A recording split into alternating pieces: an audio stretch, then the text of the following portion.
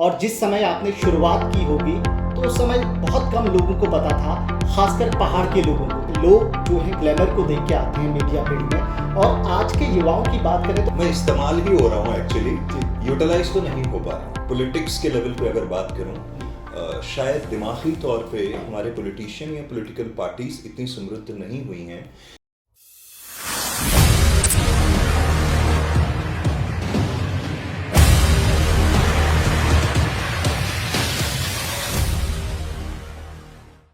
नमस्कार, बहुत बहुत स्वागत है आपका मुद्दा टीवी में। मैं हूं देवेंद्र प्रसाद। मेरी आवाज़ ही मेरी पहचान है। जी हाँ, आज हमारे साथ जो मेहमान हमारे स्टूडियो में मौजूद हैं, उनकी आवाज़ ही उनकी पहचान है।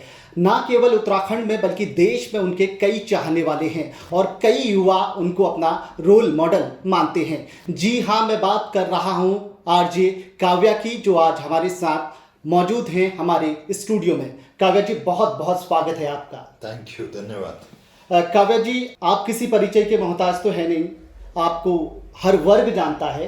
लेकिन सवाल ये है कि जैसे कि मैं भी जानता हूँ और हमारे सब लोग जानते हैं कि आप पहाड़ से आते हैं, और पहाड़ में आरजे एक ऐसा फील्ड, और जिस समय आपने शुरुआत की होगी तो उस समय बहुत कम लोगों को पता था, खासकर पहाड़ के लोगों को, कि यार आरजे भी होते हैं।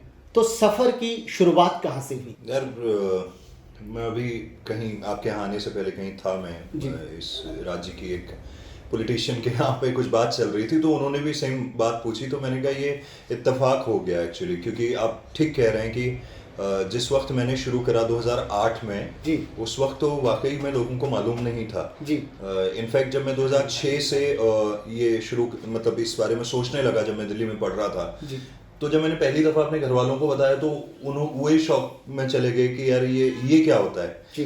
तो मुझे ध्यान है उस टाइम पे मुन्ना भाई एक फिल्म आई थी, मुन्ना भाई MBBS। हाँ, तो उसमें विद्या बालन ने रेडियो जॉकी का रोल किया था। तो मैं वो सीडी लेके बागेश्वर गया दिल्ली से, मैंने अपने घर वालों को दिखाया कि ये होता है रेडियो जॉकी। तो तब उनको पता चला कि अच्छा ये कुछ है, बट वो उतना श्योर तो तब भी नहीं थे। जी। फिर 2008 में पहली नौकरी लगी, मैं जोधपुर गया, वहाँ से करियर शुरू हुआ। जी। तो कई साल तक तो घर वालों ने किसी को बताया भी नहीं कि वो, क्योंकि वो ये नहीं समझा पाते थे कि हम बोलेंगे क्या एग्जैक्टली क्या जी, है। जी, जी। राइट। तो मेरी मम्मी कहती थी कि क्या RJ ही बोलते हैं। मैंने कहा JE अलग होता है यार मम्मी, JE और RJ में अंतर है। जी। वो तो 2018 में जब मैं फिर देहरादून आया, कई सारे शहर करने के बाद, और जब लोगों ने थोड़ा फेसबुक वगैरह पे देखना शुरू किया तो उनको पता चला अच्छा ये होता है। और स्पेशली फिर जब ये ओहो रेडियो खुल गया तो गांव में लोगों को पता चला अच्छा ये रेडियो ये होता है, इस पे ऐसे बोलते हैं। क्योंकि जो पुराना वाला रेडियो था वो मुझे लगता है सन 2000 के बाद किसी ने उसको सुना नहीं, जो हम आकाशवाणी वगैरह उस जमाने में सुनते थे। वो चला गया, प्राइवेटाइजेशन हुआ, फिर सोशल मीडिया आ गया तो कहीं दूर हो गया था।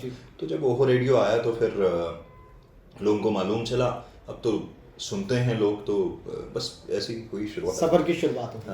हाँ। एक सवाल ये है कि जैसे कि आपके बारे में सब जानते हैं, लेकिन एक पर्सनल सवाल मैं पूछना चाहता हूँ कि क्या आपकी पर्सनल लाइफ में, उसके बारे में थोड़ा सा बताइए। शादी हो गई या नहीं हुई है या होने वाली है? तो कुछ हमारे दर्शकों को बताइए कि आरजे काव्या अभी सिंगल है या फिर आरजे काव्या की शादी हो चुकी है या बच्चे भी हैं? चेहरे के हाव भाव से क्या लग रहा है, कितना खुश और कितना दुखी हूँ? देखिए, आपके चेहरे से तो खुशी लग रही है। यही सवाल है कि क्या शादीशुदा हैं आप? क्या? हाँ बिल्कुल यार, 4 साल हो गए अब तो बाली उम्र में नहीं कहूँगा, बट ठीक ठाक उम्र में कर ली थी मैंने, कर लेनी चाहिए। और 4 साल हो गए हैं और चल रहा जी। काव्या जी, जैसे कि आप जानते हैं कि लोग जो हैं ग्लैमर को देख के आते हैं मीडिया फील्ड में, और आज के युवाओं की बात करें तो बहुत शॉर्ट टर्म में सक्सेस चाहते हैं। कितना संघर्ष आपको करना पड़ा आरजे काव्या बनने के लिए? था ही, क्योंकि कविंद्र सिंह मेहता मेरी पैदाइश का नाम है। और जब हमारे यहाँ तो संघर्ष क्या हो जाता है, जब भी आप फौज या हॉस्पिटैलिटी इंडस्ट्री के अलावा अपने घर में या आसपास किसी को कुछ भी बताते हैं तो उनको समझाना ही सबसे पहला संघर्ष होता है। फिर जब मैं रेडियो में आया, क्योंकि पहाड़ से आते हैं तो ज स श सब हिला हुआ था, मालूम ही नहीं था कि एग्जिस्ट भी करती हैं इस तरह की चीज़ें। तो 1-1.5 साल उसमें लगा।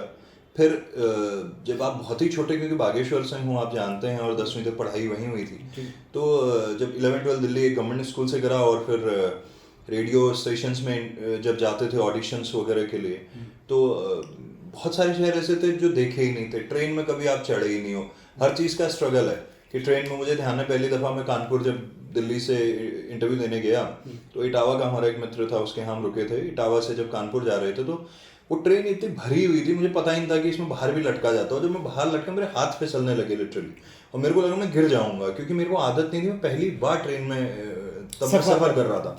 तो आई थिंक ये अपने आप में स्ट्रगल है। हम चंडीगढ़ देने गए, उसके बाद मुझे पता ही वहाँ से बस जो आखिरी बस थी निकल गई, मतलब तो बोली अब कल सुबह ट्रेन आएगी, वो वहाँ से आ रही है हिमाचल से। तो हम प्लेटफॉर्म पे अखबार बिछा के रात को सोए कि अगली सुबह ट्रेन आएगी तो उसमें हम जाएंगे। तो ये भी एक उस तरह के चैलेंजेस है। मतलब रेडियो स्टेशन तो बात की बात है, वो ट्रैवल करना ही, क्योंकि आपने ट्रैवल किया ही नहीं था। मेरी उम्र 16.5-17 साल थी उस टाइम पे जब मैं शुरू कर रहा था ये सब। तो वो तो थे ही, फिर आप किसी शहर में जाते हो, जोधपुर में पहली बार जब गया तो एक एग्जिस्टेंस वाली बात, पहाड़ से हैं, हमारे हाव भाव, हमारे चेहरे की एक बनावट है। तो कई बार तो आदमी ऐसे दिखता था ये एलियन तो नहीं आ गया है, कोई दूसरे देश का आ गया हो।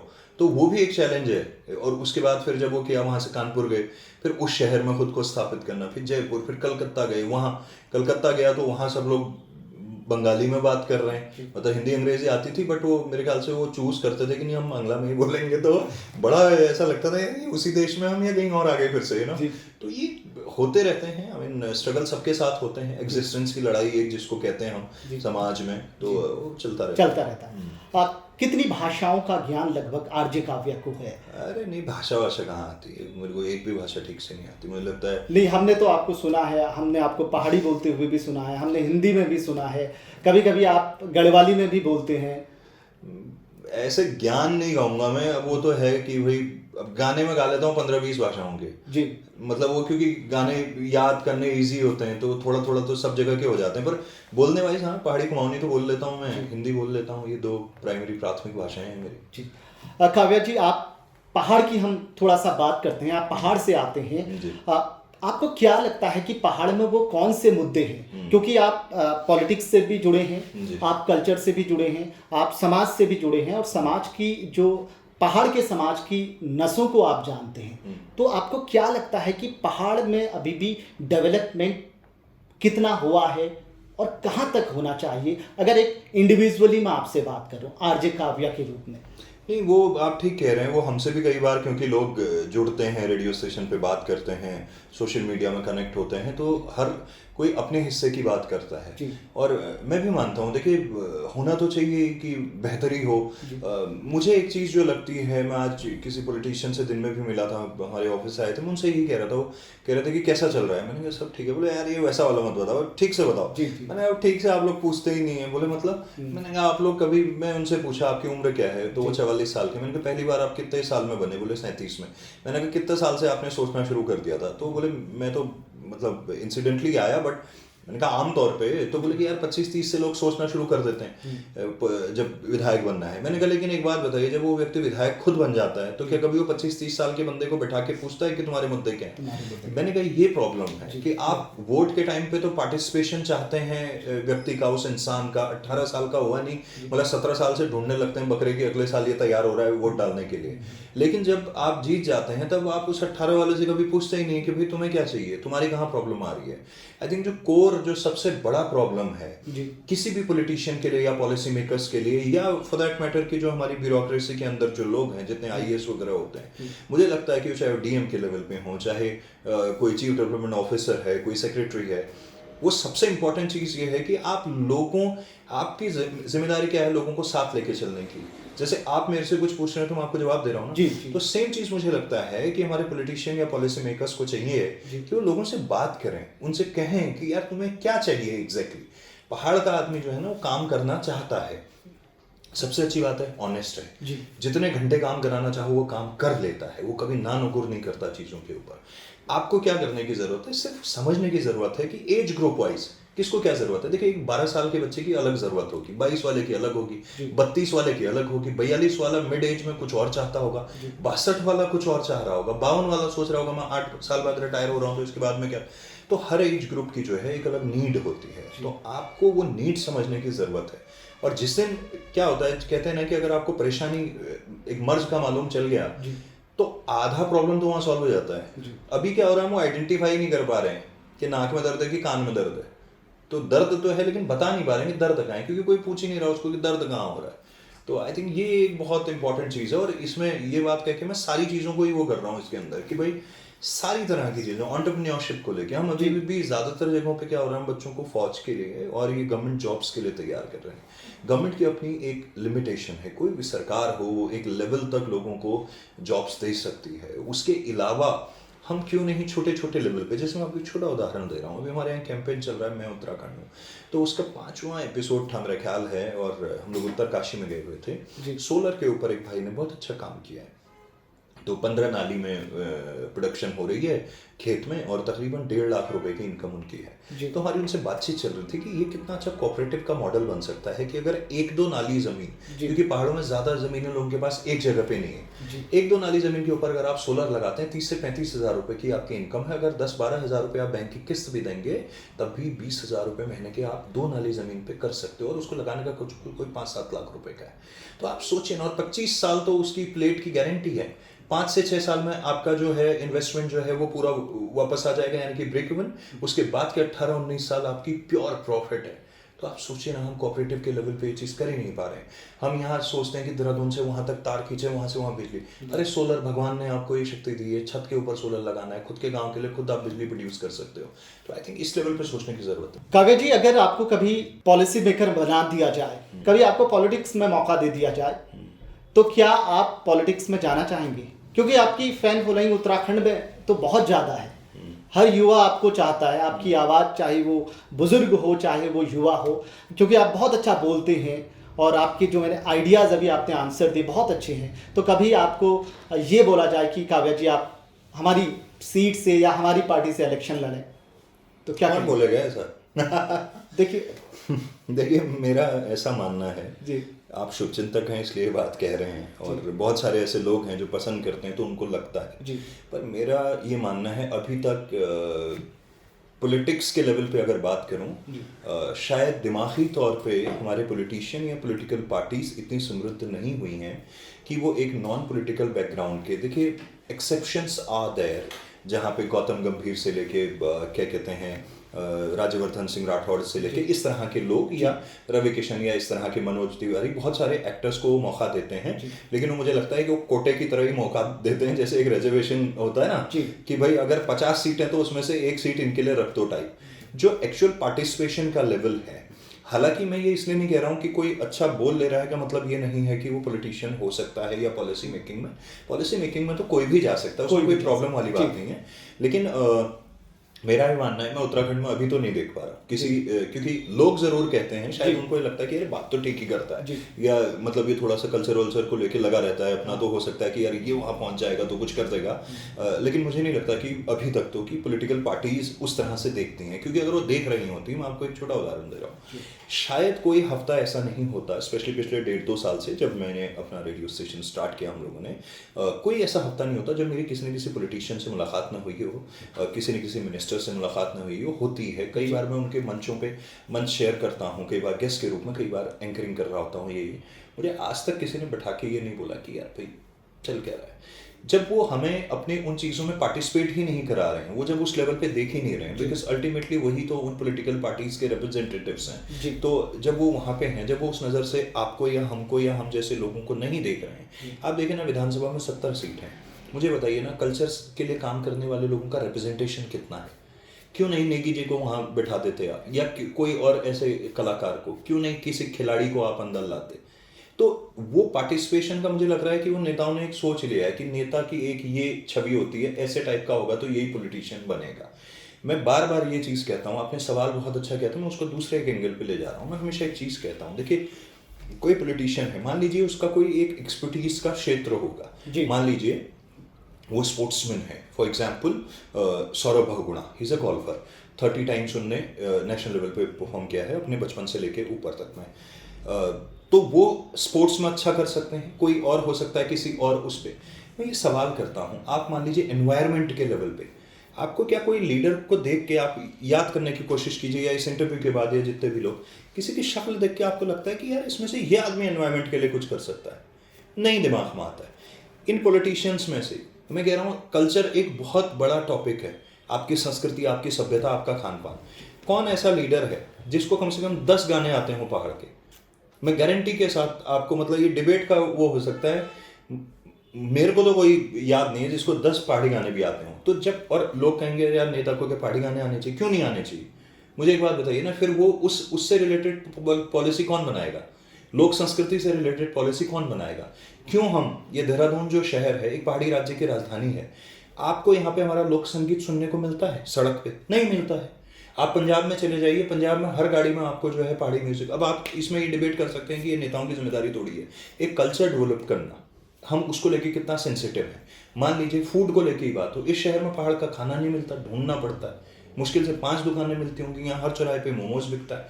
आप कलकत्ता में चले जाए, आपको वहाँ का फूड ढूंढना नहीं पड़ेगा और दूसरी दुकान पे मिलेगा। आप राजस्थान में चले जाएगा, आपको राजस्थान का फूड ढूंढना नहीं पड़ेगा। तो कहीं ना कहीं क्या हुआ है, पॉलिसी के लेवल पे तो इश्यूज हुए हैं कि हम अपनी चीज़ों को लेके ओनरशिप का जो भाव है, तो देखिए मौका कभी मिलता ही, यू नेवर नो। जहाँ पे आज मैं बैठा हूँ, जो काम कर रहा हूँ, ऐसा नहीं कहूँगा कभी सोचा नहीं था। प्रियंका हमारे क्रिएटिव हेड, हम लोग जयपुर में बहुत बात करते थे इस बारे में, ऐसा कुछ करेंगे। एग्जैक्ट ये नहीं पता था कि जो आज कर रहे हैं वैसा करेंगे। हालांकि मेरे यार दोस्त बहुत हैं, कहते हैं ये मना करता रहता है, इसके अंदर तो चल ही रहा है एक पॉलिटिशियन, ऐसा बोलते हैं मुझे, जैसे आप कह रहे हो वैसे ही। तो वो बोलते रहते हैं, वो पता नहीं कितना सीरियसली बोलते हैं, कितना मजाक में बोलते हैं, मुझे नहीं पता कब क्या होगा। बट अगर कभी ऐसा मौका मिलता है, मैं इसमें एक चीज़ और जोड़ रहा हूँ, ज़रूरी नहीं कि इलेक्शन फाइट करके ही वो मौका मिले। मैं ये कहता हूँ कि गवर्नमेंट या गवर्नेंस के लेवल पे, या जो हमारे पॉलिटिशियन हैं या पॉलिसी मेकर हैं, आप हमें अपना सहयोगी भी बना सकते हो, दोस्त भी बना सकते हो। मुझे कोई ऐसा नहीं कि एमएलए बनना है, मुझे गाड़ी में विधायक लिखने का शौक है, ऐसा कुछ शौक नहीं है। आप मेरे जो टैलेंट को, या फिर जो मैं एज अ ह्यूमन रिसोर्स, मेरे को क्या आता है उसको आप कैसे यूटिलाइज करते हो, वो बहुत इंपॉर्टेंट है। सबको तो विधायक नहीं बना सकते। जी। आप हमारे टैलेंट को यूटिलाइज कीजिए। अभी मुझे ऐसा लग रहा है कि मेरा टैलेंट कोई खास यूटिलाइज हो नहीं रहा प्रदेश के अंदर। जी। काव्य जी, एक सवाल ये है कि आप मीडिया से हैं जी। मीडिया में मीडिया पर्सन्स का यूज बहुत होता है जी। और मीडिया नहीं होता। हाँ, यूटिलाइज नहीं होता, यूज बहुत होता है और उनको पता भी नहीं चलता। तो कभी ऐसा कोई वाकया अगर आप बताना चाहो कि कभी आपका भी ऐसा शुरू में, आज तो आरजे काव्या एक ब्रांड है, नहीं आज भी हो रहा है हो रहा देखिए मैं ऑनेस्टली बताऊं, मेरे को, मैं जो वो कह रहा हूँ ना, मैं इस्तेमाल ही हो रहा हूँ एक्चुअली, यूटिलाइज तो नहीं हो पा रहा हूँ। क्योंकि देखिए मैंने एक दिन किसी को बोल भी दिया था, मैंने कहा यार ये मंचों पे, मैंने कहा ये ठीक है, कहीं पे कोई बड़ा इवेंट है, कहीं आपको ऐसा लगता है कि, जैसे मेरे को बड़ा अच्छा लगा था कि एक दिन जब बुलाया गया था, इन्वेस्टर समिट हुई थी, तो उसमें जिन लोगों ने इन्वेस्टमेंट करी थी अभी कुछ दिनों पहले चीफ मिनिस्टर हाउस में, वो बड़े बड़े इन्वेस्टर थे, उनके सामने मेरे को होस्ट करना था, मतलब अपने स्टेट को रिप्रेजेंट करना था एक तरह से। मैंने कहा ये चीज़ समझ में आती है, आपको लगा कि यार काव्य करेगा तो ठीक रहेगा, तो ये अच्छी बात है। लेकिन अब वो कई ऐसी जगह बुला देते हैं, वो मना भी नहीं किया जाता, कई बार जाओ नहीं जाओ ऐसी सिचुएशन हो जाती है। और दूसरा ये लगता है कि यार आप, मेरे को कोई आपत्ति नहीं है उसमें, लेकिन मैं ये कह रहा हूँ कि मैं सिर्फ इस चीज़ के लिए नहीं बना हूँ। जैसे मैं अपने गायकों को भी कहता हूँ कि हमारे गायक क्या सिर्फ इसलिए रह गए हैं कि चुनाव में गाना गाने के लिए, और क्या हम सिर्फ इसलिए रह गए हैं कि गाना बनाने के लिए?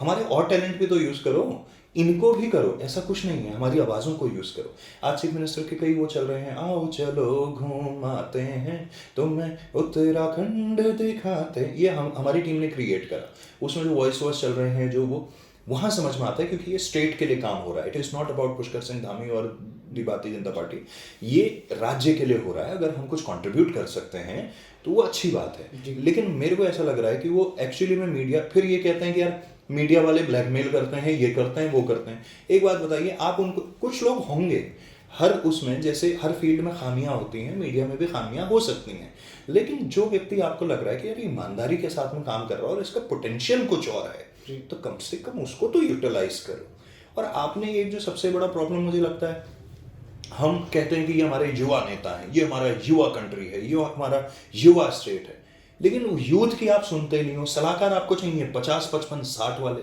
उनसे भी लीजिए सलाह। लेकिन ये 30, 32, 34 के ब्रैकेट में जो हम, जिनको 10, 12, 14 साल का अनुभव हो गया है, हमारे दिमाग में क्या चल रहा है?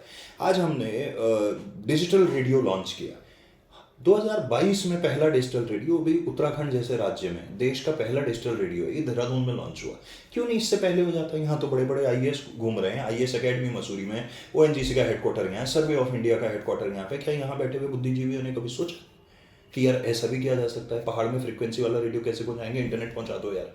क्यों नहीं? और आज जब आ गया तो क्या आपने उसको, मेरे को तो लगता है ये इनिशिएटिव हमने किसी और राज्य में लिया होता तो शायद अब तक कोई ना कोई नेशनल अवार्ड जीत जाते हैं उसके लिए, डिजिटल इंडिया के अंदर, कि यार रेडियो में इनोवेशन लाने का काम किया इन लोगों ने, एक नए लेवल पे ले जाने की कोशिश करी है उसको। तो आई थिंक उस लेवल पे देखने की ज़रूरत है। कई बार हम अपनी चीज़ों को ना बहुत हल्के में देख लेते हैं, हमें लगता है कि अरे तो क्या हो गया, वो वाला जो एटीट्यूड है, जब तक ओनरशिप का भाव नहीं आएगा तो वो बहुत ज़्यादा इंपॉर्टेंट है। और मुझे लगता है कि जब तक आपकी सही पहचान सामने वाले को ना हो तब तक तो आप इस्तेमाल ही हो रहे हो, यूज़ ही हो रहे हो, यूटिलाइज तो नहीं हो रहे हो। तो ये बात। काव्या जी, आपने बहुत कुछ बिल्कुल खुले खुले शब्दों में बताया। एक सवाल ये है कि क्या आपको लगता है कि उत्तराखंड में जो भी मीडिया पर्सन है उनके लिए कुछ पॉलिसी बननी चाहिए, चाहे उनके इंश्योरेंस को लेके हो, चाहे उनके बच्चों को लेके हो, चाहे उनकी फैमिली को लेके हो? तो ये सवाल मैं इसलिए पूछ रहा हूँ क्योंकि आपको पता है मीडिया में भी बहुत संघर्ष है। अगर आप कभी, आपको सवाल पूछने का ये कभी मौका मिले किसी ऐसी पर्सनालिटी से जो डिसीजन ले सकता है, तो क्या आप ये सवाल पूछना चाहेंगे कि क्यों ना मीडिया पर्सन्स के लिए भी एक ऐसी पॉलिसी उत्तराखंड में बनाई जाए? नहीं, पॉलिसी तो देखिए, हर वो इंसान जो समाज में किसी तरह से कंट्रीब्यूट कर रहा है उसके लिए पॉलिसीज होनी ही चाहिए। अब मैं मान लीजिए किसी पॉलिटिशियन से या पॉलिसी मेकर से कहूँगा, वो ना तो नहीं कहेंगे, वो हाँ ही कहेंगे, लेकिन करेंगे नहीं कभी। तो मेरा ये कहना है कि पॉलिसीज तो होनी चाहिए। हर वो व्यक्ति, मतलब मैं वही कह रहा हूँ ना कि जिसका समाज में किसी भी तरह का कॉन्ट्रीब्यूशन है, राइट। हर पॉलिटिकल पार्टी अपना मीडिया चैनल तो नहीं खोलेगी ना। आप हम जैसे बहुत सारे लोग थोड़ा थोड़ा जो भी कंट्रीब्यूट, किसी को 500 आदमी दिख रहा होगा, किसी को 1000 आदमी, किसी को 10,000, किसी को 1 लाख आदमी, उसका अपने लेवल का कंट्रीब्यूशन है। आप उसके स्तर पे वो जो काम कर रहा है वो फिल्टर तो लगाना पड़ेगा, लेकिन उसके काम के हिसाब से वो जो डिलीवर कर रहा है उस हिसाब से कुछ फैसिलिटीज़ तो आपको देनी ही चाहिए उसमें, है ना। तो उसके लिए तो कहीं भी वो नहीं है, मतलब होना ही चाहिए ऑब्वियसली। जाते जाते एक आखिरी सवाल, उत्तराखंड के युवाओं को, खासकर मैं उत्तराखंड की बात इसलिए कर रहा हूँ क्योंकि उत्तराखंड में ज़रूरत है आप जैसे लोगों की, युवाओं की, जिनको देख के शायद बहुत से पहाड़ के लोग कहते हैं यार मुझे भी आरजे बनना है या मुझे भी, मेरी आवाज़ भी अच्छी है। उनसे क्या संदेश आप उनको देना चाहेंगे? यार संदेश तो यही है कि जिस दिन आपको पता चल जाए कि आप जिस चीज़ के लिए बने हैं उस पर काम करना शुरू कर दीजिए, अच्छे से काम करिए। इनोवेशन का ज़माना है, तकनीकी का ज़माना है, उसका भरपूर इस्तेमाल करिए, अच्छा सुनिए। मैं हमेशा ये एक बहुत बेसिक सा उदाहरण है, मैं बार बार देता हूँ क्योंकि मुझे लगता है कि अच्छी चीज़ों को बार बार बोलना चाहिए। दलाई लामा जी का एक कोट है, मैंने कहीं सुना था कि आपके पास एक मुंह है और 2 कान है, फॉलो दी रेशियो। जितना हम बोलते हैं उसका डबल सुने। अगर आपको लग रहा है कि मैं बहुत बोल रहा हूँ तो आप यकीन मानिए कि मैं इसका डबल सुनता हूँ। और सुनना इसलिए ज़रूरी है, देखना इसलिए ज़रूरी है कि दुनिया कहाँ चल रही है। हमारे रेडियो स्टेशन में हमने एक कोट लिखा हुआ है कि सोच लोकल, अप्रोच ग्लोबल।